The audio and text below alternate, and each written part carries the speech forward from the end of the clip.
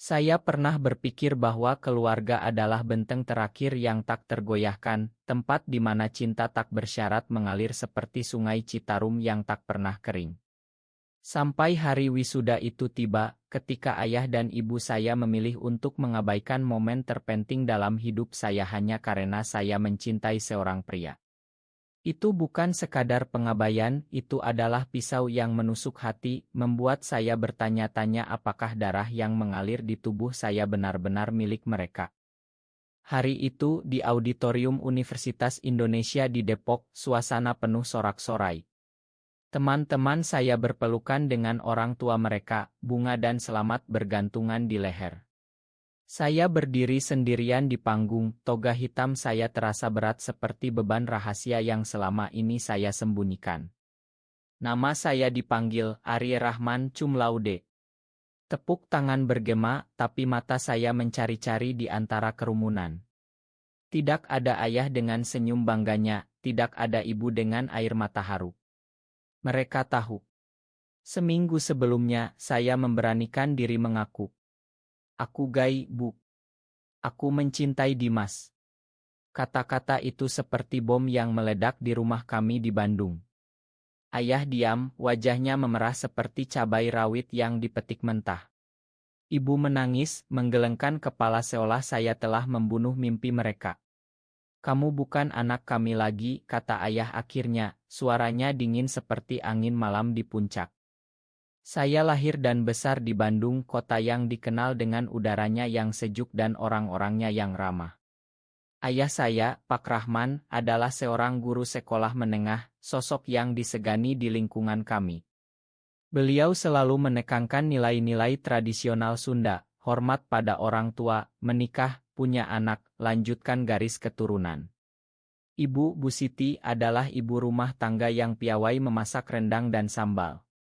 Mereka membesarkan saya dan adik perempuan saya, Rina, dengan penuh kasih sayang. Tapi di balik itu, saya selalu merasa berbeda. Sejak kecil, saya lebih suka bermain dengan boneka daripada bola, dan saat remaja, mata saya tertarik pada teman laki-laki di kelas, bukan gadis-gadis cantik yang digilai yang lain. Dimas muncul di hidup saya seperti angin segar dari Pantai Anyer. Kami bertemu di semester akhir kuliah, saat proyek kelompok tentang budaya Indonesia. Dia mahasiswa arsitektur dari Yogyakarta, dengan senyum yang bisa melelehkan es di Gunung Merapi. Rambutnya ikal, kulitnya sawo matang khas Jawa, dan matanya penuh cahaya. Arye, kamu punya ide bagus untuk desain masjid modern, tanyanya pertama kali. Dari situ obrolan kami mengalir seperti sungai berantas, dari arsitektur ke mimpi, dari mimpi ke hati. Malam-malam kami habiskan di kosan, berbagi cerita di bawah langit Jakarta yang berbintang redup karena polusi. Aku tak pernah merasa seperti ini sebelumnya, bisiknya suatu malam, tangannya menyentuh pipi saya. Itu adalah ciuman pertama kami, manis seperti gula aren, tapi penuh ketakutan.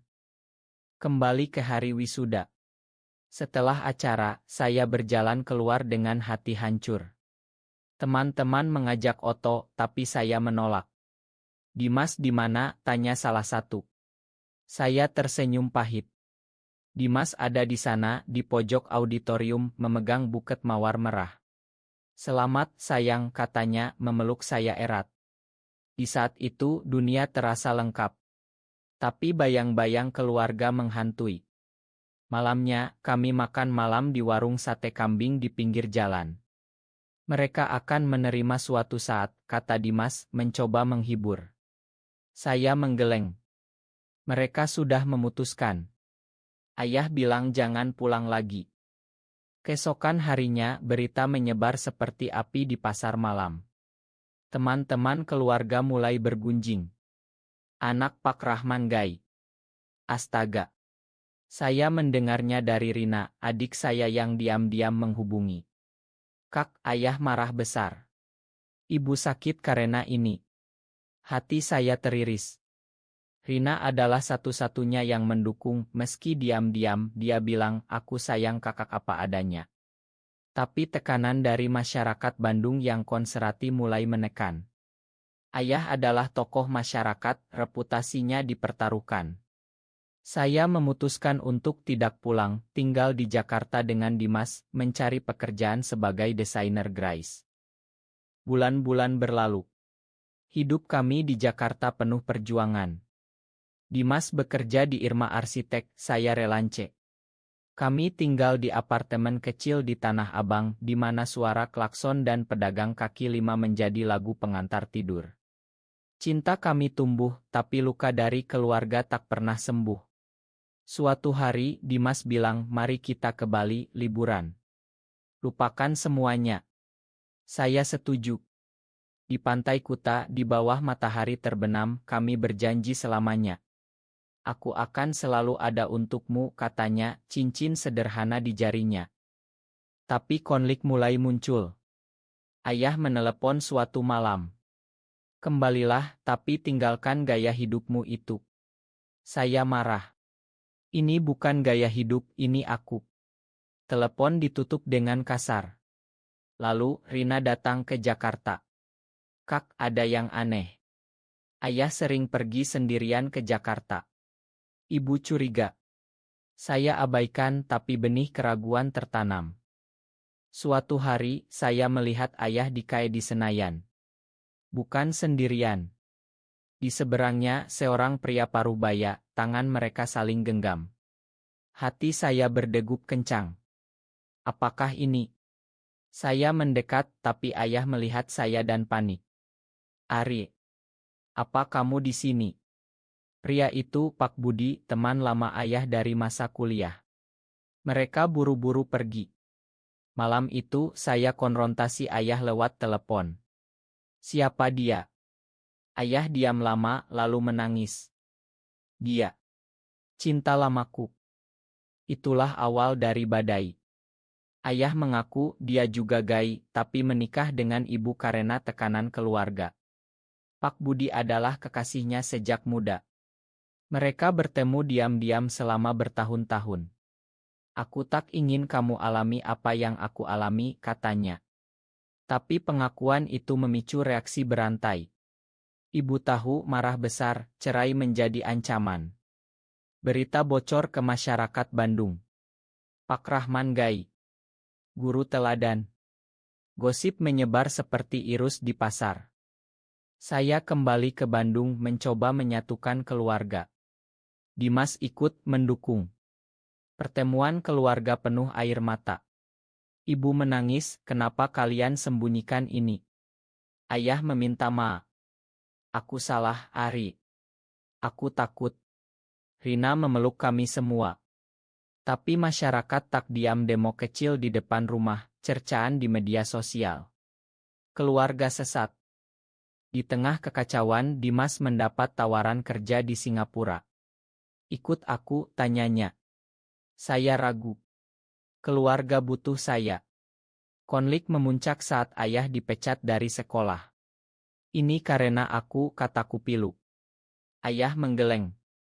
Tidak, ini karena kebohongan lama. Plot twist datang saat Pak Budi muncul di depan umum. Di acara komunitas LEG di Bandung dia berpidato. Saya dan Rahman mencintai satu sama lain sejak 30 tahun lalu. Kami sembunyikan karena takut. Tapi sekarang untuk anak kami, Arye, kami tak akan diam. Berita itu meledak. Seluruh kota terkejut. Bukan hanya karena ayah, tapi karena Pak Budi adalah wali kota Bandung. Identitasnya selama ini rahasia. Media nasional ramai. Wali kota gay di Indonesia. Debat sengit, tapi juga dukungan dari aktivis. Keluarga kami menjadi simbol. Ibu, setelah marah, memilih bertahan. Aku mencintaimu, Rahman, meski sakit. Kami semua belajar memakan. Akhirnya, di pesta kecil di rumah, kami merayakan wisuda saya yang tertunda. Ayah memeluk saya dan Dimas. Selamat, anakku. Kota Bandung berubah pelan, diskusi tentang hak mulai terbuka. Cinta kami, meski penuh luka, membawa harapan. Badai emosi masih mengamuk di hati saya setelah pengakuan ayah. Bandung, kota yang dulu terasa seperti pelukan hangat, kini seperti angin ribut yang menerpa tanpa ampun. Setiap sudut jalan, dari Dago hingga Braga, seolah bergumam tentang keluarga kami. "Lihat, itu anak Pak Rahman," bisik orang-orang saat saya lewat. Saya merasa telanjang, tapi juga bebas untuk pertama kalinya. Dimas tetap di sisi saya, tangannya selalu siap menggenggam saat saya goyah. "Kita hadapi bersama," katanya, suaranya tegas seperti batu karang di pantai Pangandaran. Kami kembali ke Jakarta sementara, tapi telepon dari Rina datang setiap hari. "Kak, ibu mulai bicara dengan ayah." Tapi tetangga masih gosip. Saya khawatir. Ibu, wanita kuat yang selalu menyembunyikan air matanya di balik senyum, kini terlihat rapuh. Suatu malam, di apartemen kami, Dimas memasak nasi goreng spesial dengan telur mata sapi. Aroma kunyit dan bawang mengisi ruangan, mengingatkan saya pada masakan ibu. "Arye, ayo kita rencanakan masa depan," katanya sambil menyendok nasi ke piring. Saya mengangguk, tapi pikiran saya melayang. Tawaran kerjanya di Singapura seperti pintu terbuka, tapi meninggalkan keluarga di saat genting terasa seperti pengkhianatan. Keesokan paginya, berita meledak.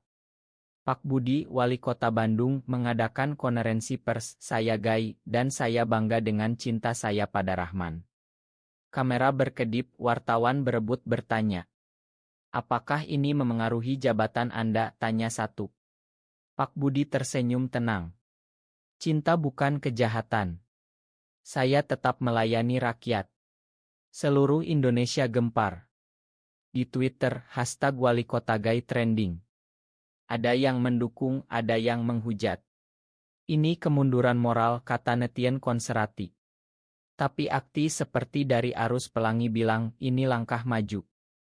Ayah menelepon saya, suaranya gemetar. "Arye, Budi melakukannya untuk kita." Saya terkejut. Ternyata plot twist ini direncanakan. Pak Budi yang selama ini hidup dalam bayang-bayang memutuskan keluar dari lemari untuk membela ayah dan saya. Dia bilang jika aku tak bisa hidup bebas, setidaknya anakku bisa, cerita ayah. Hati saya meleleh. Pengorbanan itu begitu besar di negara seperti Indonesia, di mana Until masih mengancam. Saya dan Dimas buru-buru ke Bandung.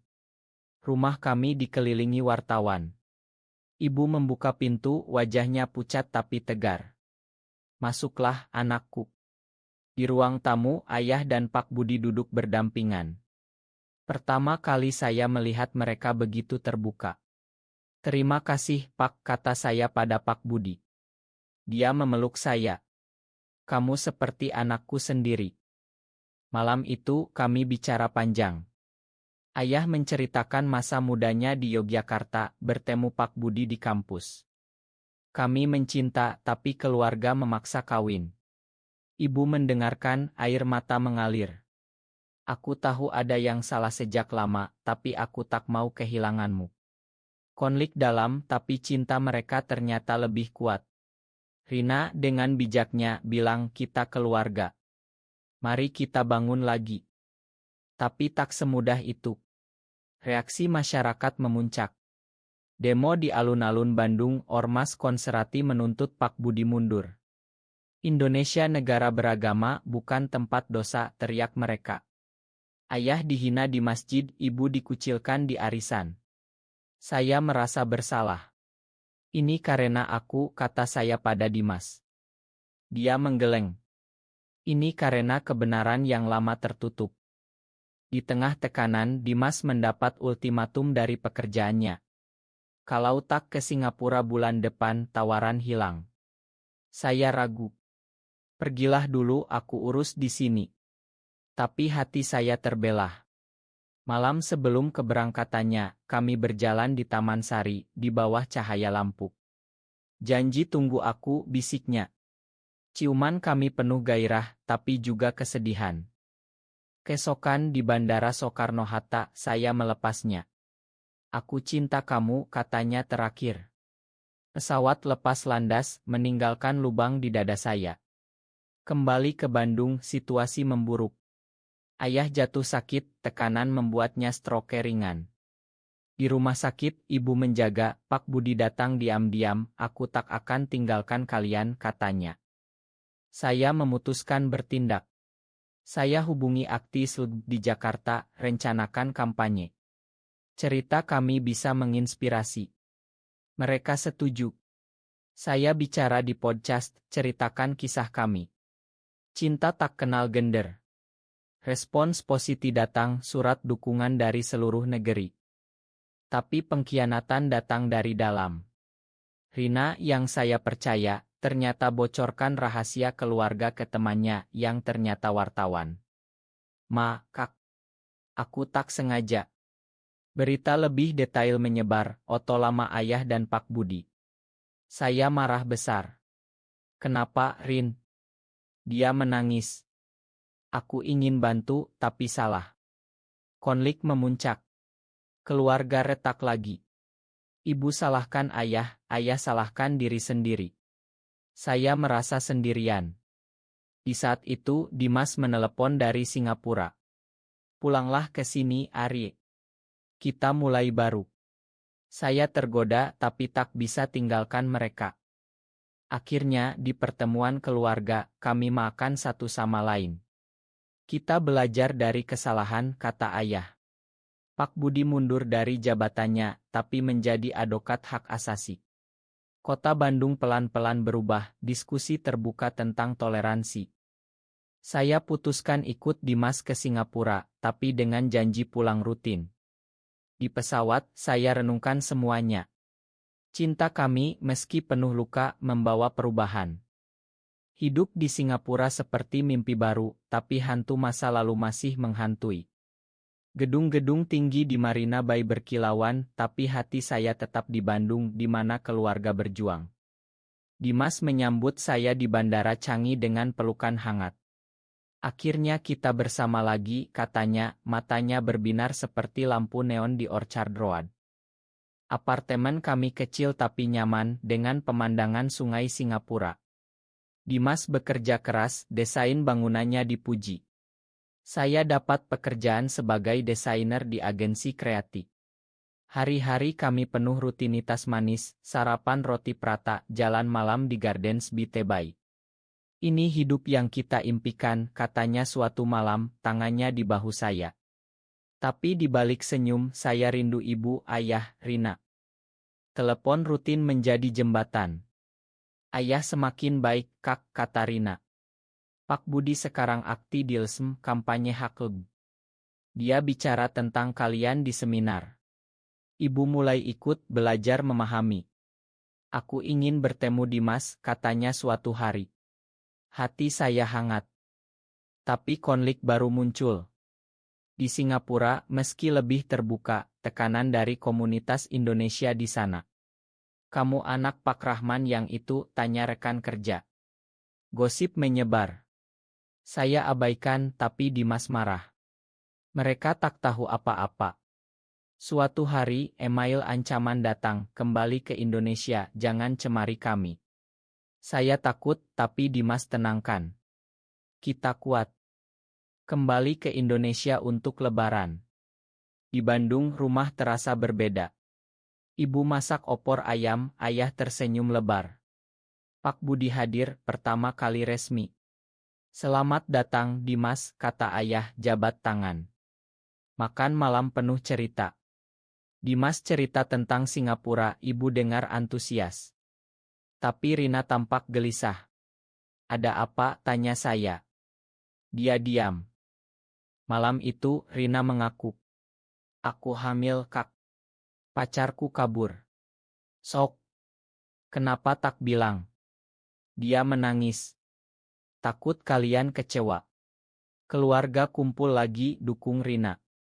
Ayah bilang kita rawat cucu ini bersama.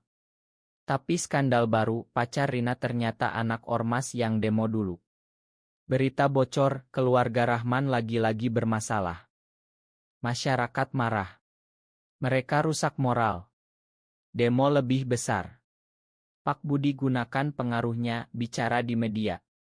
Ini urusan pribadi. Mari hormati. Tapi tekanan membuat Rina depresi.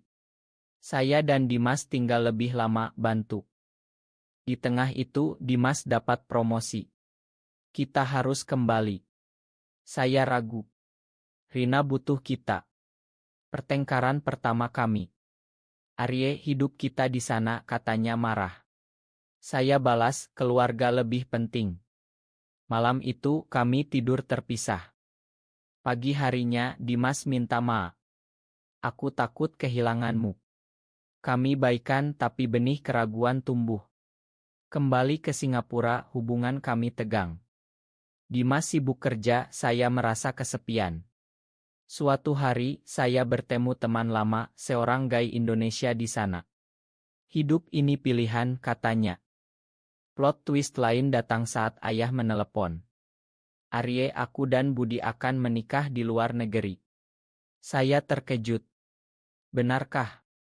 Mereka rencanakan di Australia, di mana legal. Kamu dan Dimas harus datang. Berita ini bocor, Indonesia gempar lagi. Mantan wali kota gay nikah. Reaksi campur aduk. Dukungan dari muda-mudi, hujatan dari konserati. Keluarga kami jadi pusat perhatian. Rina melahirkan bayi laki-laki, kami beri nama Rahman kecil. Di rumah sakit, ibu peluk saya. Terima kasih sudah kembali. Saya putuskan tinggal di Indonesia. Dimas, Ma. Aku tak bisa tinggalkan mereka. Dia sedih.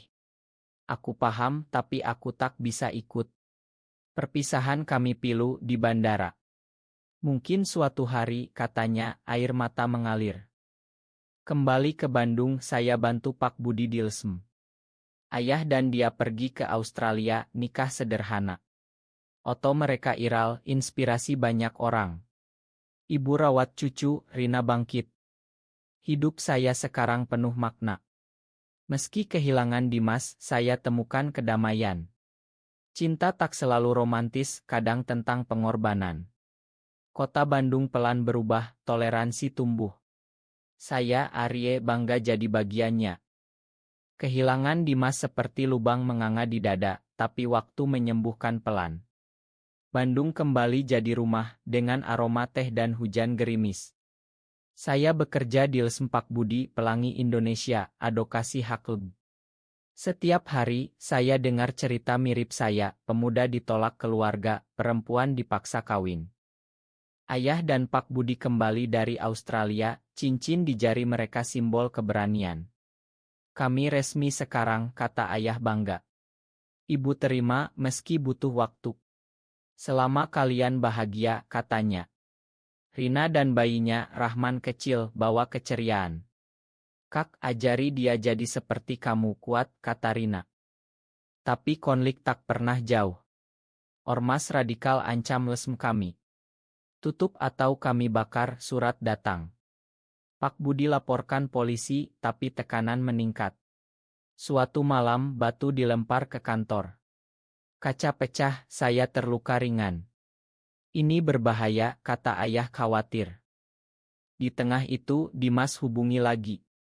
Aku rindu kamu, Arye. Dari Singapura, dia cerita hidupnya kesepian. Kerja bagus, tapi tanpa kamu kosong. Hati saya bergejolak. Aku juga.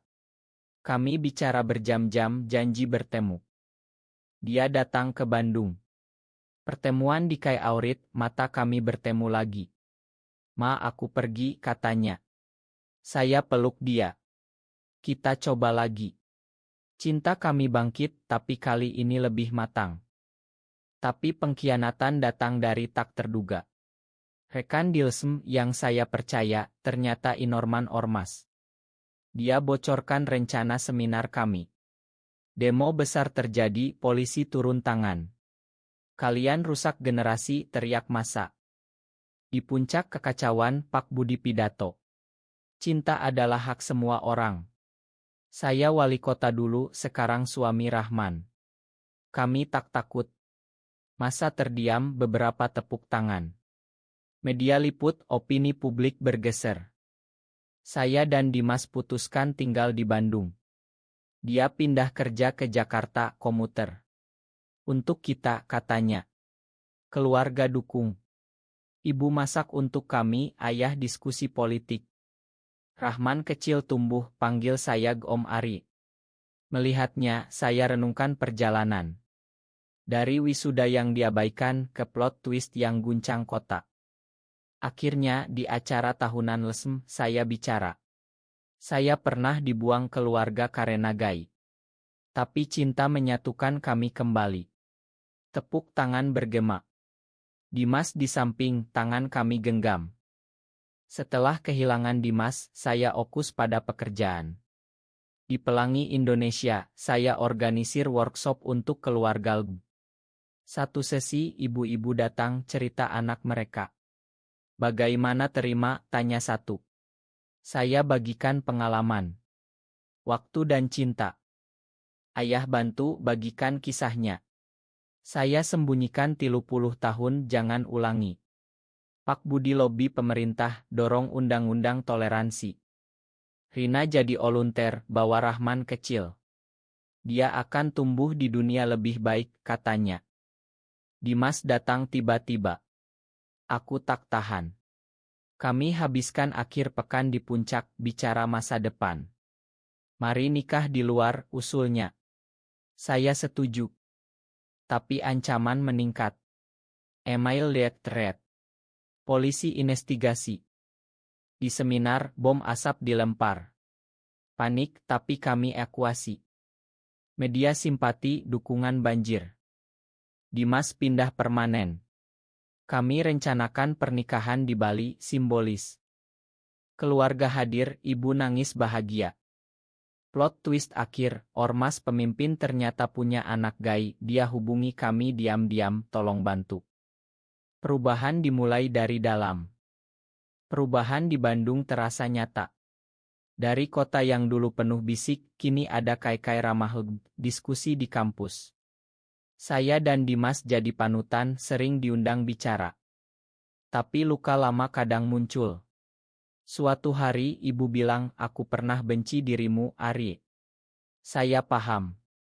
Tapi sekarang. Dia peluk saya. Aku bangga. Rina nikah dengan pria baik, Rahman kecil punya ayah baru. Ayah dan Pak Budi pensiun bahagia jalan-jalan ke Lombok. Dimas desain rumah kami di Bandung penuh cahaya. Di hari pernikahan simbolis di Bali, di pantai, kami ucap janji. Selamanya, kata Dimas. Keluarga hadir, air mata bahagia. Kembali, kami lanjut perjuangan. Satu hari, berita besar, pemerintah akui hak lebih luas. Kami rayakan. Hidup penuh cinta, pengampunan. Akhir cerita kami bukan akhir, tapi awal baru. Bandung sekarang lebih inklusi berkat perjuangan. Saya renungkan wisuda itu sekarang dengan senyum. Cinta menang meski penuh drama. Dimas di sisi keluarga utuh. Indonesia, tanah airku pelan berubah. Terima kasih atas plot twist hidup.